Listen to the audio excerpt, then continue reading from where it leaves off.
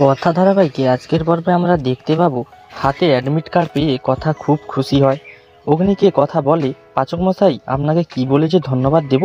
অগ্নি বলে, ধন্যবাদ দিতে হবে না, তুই আজকে কলেজে গিয়ে রেজিস্ট্রেশন করিয়ে নে। এদিকে প্ল্যাটি ও অ্যানির তোয়ালা এদিক ওদিক করা নিয়ে ঝামেলা বেঁধে যায়।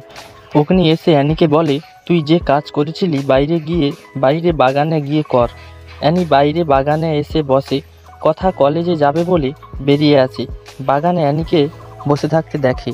জুনি কথাকে দেখে বলে, কী রে কথা, তুই ব্যাগ নিয়ে কোথায় যাবি?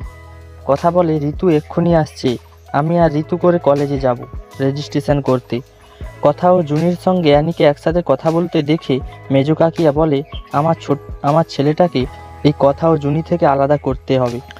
আগামীকাল অ্যানির বার্থডে, তাই অগ্নি প্রত্যয় প্রিয়া অর্ণা করে একটা ভালো প্ল্যান করে। কথা ও ঋতু করে কলেজে আসে। স্বপন স্যারকে দেখে কথা বলে, স্যার ভালো আছেন?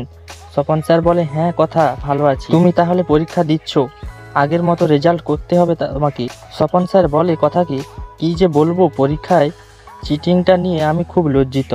আমার নাতনি মান্ডবী তোমার দিকে কাগজটি ছুঁড়েছে আর তোমার খাতা ক্যান্সেল হলো। কথা বলে, এই মান্ডবী দেখছি সব দিকে আমার পেছনে লেগেই আছে, এর একটা ব্যবস্থা করতে হবে। তো বন্ধুরা, কথার একাধিক ক্ষতি করার কারণে মান্ডবীকে উপযুক্ত জবাব দিতে পারবে কথা? আপনাদের মতামত অবশ্যই কমেন্টে জানিও। আরও নতুন নতুন আপডেট পেতে আমাদের চ্যানেলটিকে সাবস্ক্রাইব করে অবশ্যই পাশে থাকুন।